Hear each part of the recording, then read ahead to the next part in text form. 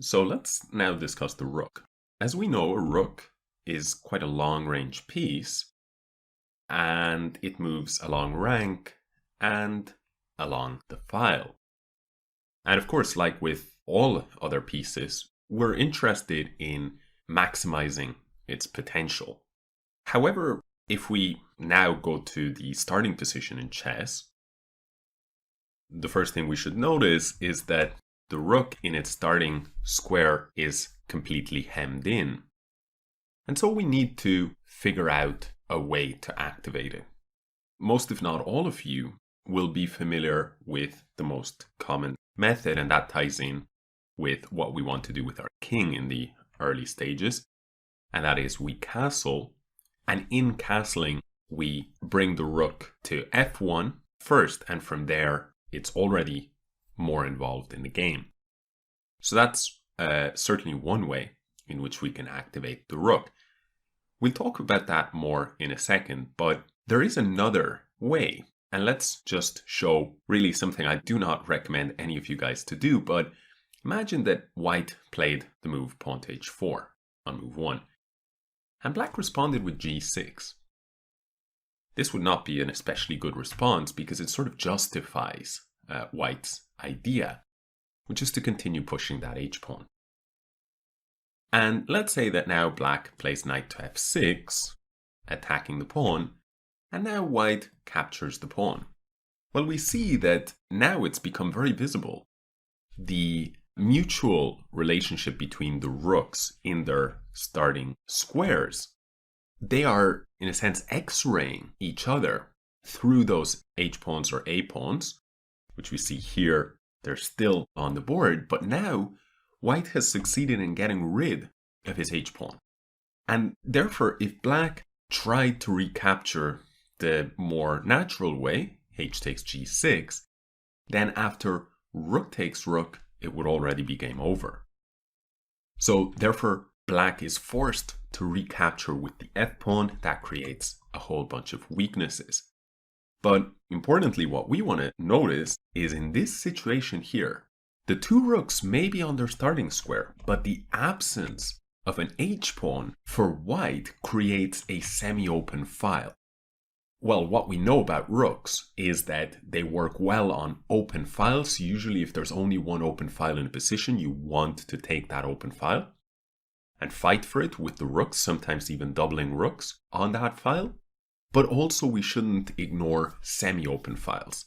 And semi-open files will favor the side that doesn't have the pawn, which should make a lot of sense because if we notice, for instance, this rook on h8, it's only defending. It cannot move anywhere along the h-file, whereas white is not tied down to defending anything. And in fact, his rook has a lot more scope because not only is he pressuring the h7 point, but he also can access h2 all the way through to h6. This is important to keep in mind. Let's now return to our comment on castling and how that ties in with rook activity. Let's show an example of this. So here white goes pawn to e4, black goes e5, knight f3, knight c6, bishop to b5. And we notice that very early on, white has eliminated the kingside minor pieces and is preparing to castle. Knight to f6, and sure enough, he castles. And notice an important point to this position here after knight takes e4, we have what's called a Berlin defense. But what's very interesting is that white can, and in fact often does, defend the pawn on e4 before castling. But it's not necessary because after castle, knight takes e4, we see once again the existence of a semi-open file. A semi-open file, remember, is a file which is neither open in the sense that there are no pawns there, nor closed in the sense that both pawns are there, both for white and black.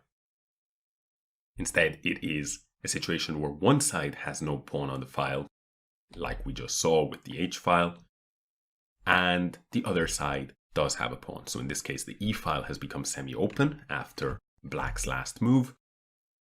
And now white can play the move rook to e1. And after the knight moves, he will be able to recover his pawn on e5. And this shows us the value of semi-open files and also the value of castling in order to get that rook into play. Because although rooks are very useful on any open file, in general, the D file and especially the E file, because that's where the kings are to begin the game, are very valuable. And many games have been decided because of an attack on the so-called uncastled king along the E file with a rook. In fact, this is not the main line in this variation. Let's return after castle, knight takes e4. Most of the time white plays the move pawn to d4. And we see here that black's main response is knight back to d6. So the question is, why not simply capture this pawn? Well, it's not a losing move, far from it. But after rook to e1, we see that in taking this pawn beforehand having captured the e4 pawn, now we have a fully open file. The rook is well placed there, and there's a knight which is centralized. But what did we say when we were talking about knights? We said not all centralized knights are made the same, so to speak. We want a knight that is in the center, but we need it to be stable as well, ideally. So here, because the knight is being attacked, black would have to play a move like f5, and after knight takes d4, we see that the stability of that knight on e4 is once again being threatened. White wants to capture on f5, so knight takes d4, queen takes d4 is necessary. Although black remains a pawn to the good, his king side is much weaker now that this pawn push has occurred. His knight continues to be under threat. There are moves like f3 potentially coming up, and so this is considered very unattractive option for black, and that's why the player with the black pieces usually doesn't go in for this. So what have we said about rooks so far? Well, they are very influential pieces, even from the first rank. In general, rooks, we don't send them off wandering into the center of the board like we might with a knight, or even into the 4th or 5th rank like we would with bishop. We typically keep them on the first rank, and one of the very useful consequences of doing so is that our opponent will not have back rank mating ideas so often, so we can defend with the rook in this way. And then the other thing as well is because a rook is worth more than either a knight or a bishop, similar to the queen, they become very easy targets. And because a queen is like a rook and a bishop combined, a rook lacks that ability to move diagonally. And so in that sense, if you bring the rook out onto a 3rd rank, 4th rank, something like this, it can be attacked and it cannot defend itself along the diagonal, right? So it's an even easier target than the queen. There's one more point I want to bring up about rooks, and that is that it's usually a good idea to get your rooks connected. So let's show what I mean by that. So here white begins with d4, d5, c4, c6. We're not paying too much attention to the moves because we just want to talk about connected rooks. So let's fast forward. This is all a theoretical line.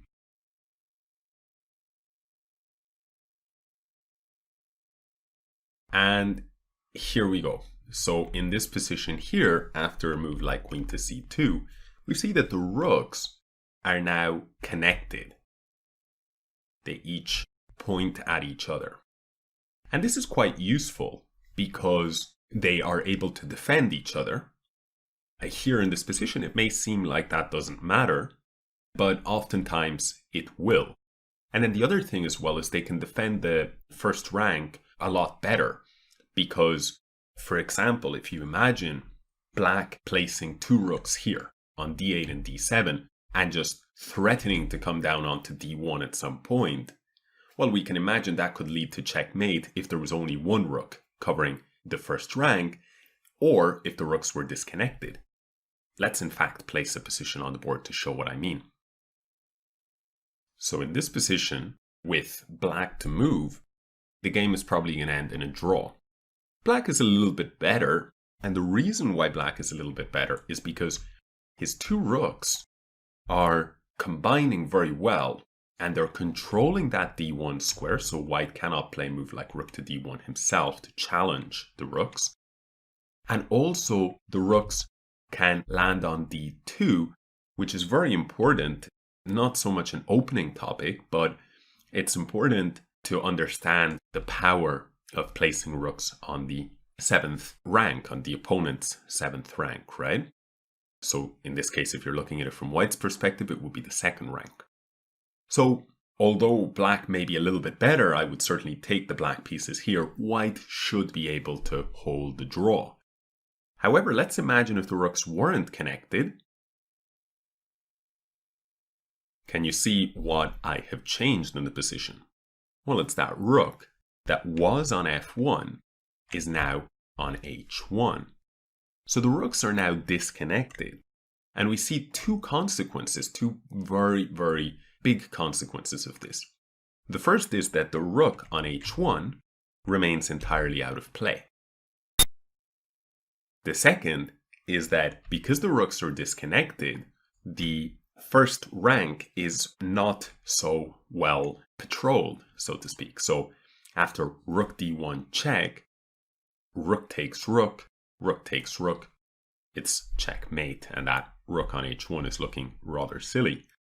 So hopefully that illustrates the importance of connecting your rooks, because not only are you increasing your control of the first rank, making sure that the rooks sort of communicate with each other, but also if you don't have your rooks connected, then oftentimes that'll be a sign that one of your rooks is out of play.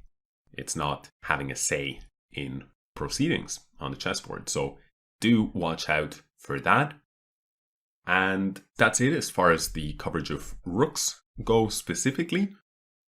So the main points that you should keep in mind are that rooks belong on open files or on semi-open files, that you should connect the rooks, and very often connecting the rooks, that's tied in with general development and also with castling either kingside or queenside. And finally, we saw early on that pawn pushes along the H file or the A file can allow you to activate that rook even from its starting square. So those are the main points to keep in mind when it comes to rooks. In the opening, we've covered every piece with the exception of the king, so let's take a quick look at the king. There isn't too much that I want to say about the king, other than that for the most part you will be castling in order to bring it to safety. However, there are two ways in which one can castle, and most of you will probably know that kingside castling is the overwhelmingly more popular of the two options. I just want to mention a couple of the reasons why that is so in this section. The first reason is quite obvious. On the king side, in order to be able to castle, white has to clear two hurdles, the bishop on f1 and the knight on g1. However, if he wants to castle queenside, he has to move 3 pieces. And so we know that bringing our king to safety is usually a priority, and that means 1 extra tempo. And so that's a big part of the reason why we're usually bringing our king to safety by short castling or kingside castling. Before I comment on some of the not so obvious drawbacks of queenside castling, I just want to make one more point, which is sometimes we will leave our king in the center, or we will lose our right to castle. Let's show an example of this. Quite a common opening, and in fact we already looked at it in this section very briefly, and that is that after the following moves, bishop to b5, knight to f6, castle, knight takes e4, we have on the board the Berlin defense. And after pawn to d4, knight to d6, bishop takes c6, pawn takes c6, and d takes e5, black plays knight to f5, white captures the queen, and king takes queen.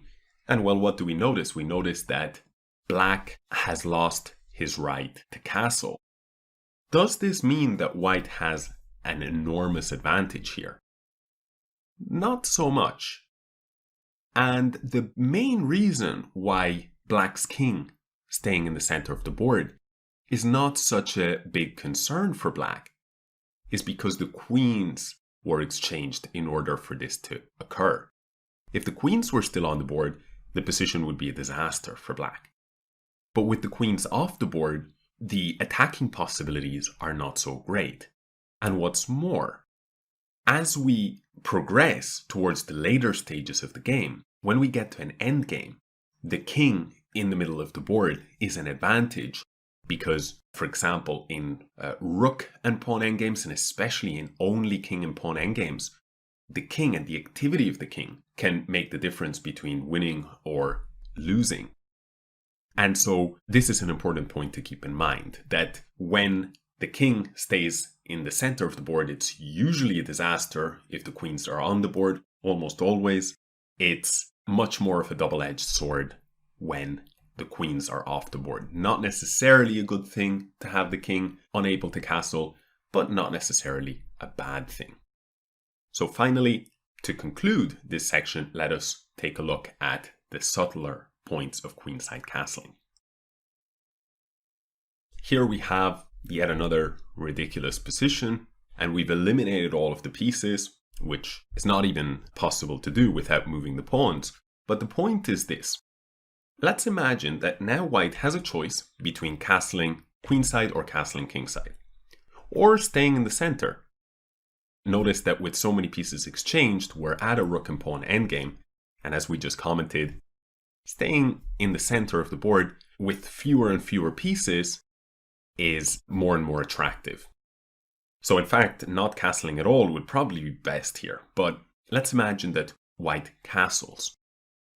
Now, what we notice is that after castling, white has the following pawns, the f, the g, and the h pawns, as his pawn cover, his pawn shelter. And if we imagine a position where there's a lot of pieces, queens, bishops, knights on the board, we see that this pawn shelter is incredibly important. Now, let's say that black castles queenside. Well, in this case, what is his pawn shelter? Is it these three pawns? Or is it these three pawns? It's a little bit difficult to know, and most of the time actually this pawn will have advanced at some point. So really it's these three pawns that can be considered his shelter, his pawn cover, versus these three pawns for white. But notice one key difference. This pawn on a7 is not defended by the king, whereas for white, every one of his pawns is defended by the king. So we can see that white's situation is more compact. Black will likely have to spend one move bringing his king to b8 in order to defend all of his pawns. So he already spent one more move than white to castle, because not in this position, but under normal circumstances in a game, you have a knight, a bishop, and a queen here, while you only have a bishop and a knight here. So he spent one more move clearing the obstacles, making way for his king to castle. After castling, he has to make yet another move. Let's imagine white plays pawn to e4, and he makes another move, king to b8, in order to be defending all of his pawns. So these are, in and of themselves, very good reasons for not wanting to castle queenside as often. However, if you notice, on top of that, this point on f7 is a very, very interesting point, as is the point on f6 for the side that has castled queenside.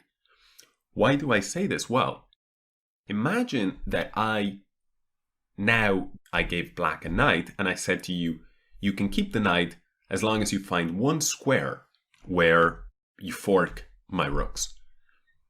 Of course, you're not going to be keeping the knight because there is no square. The two rooks are too far away for a knight to fork them.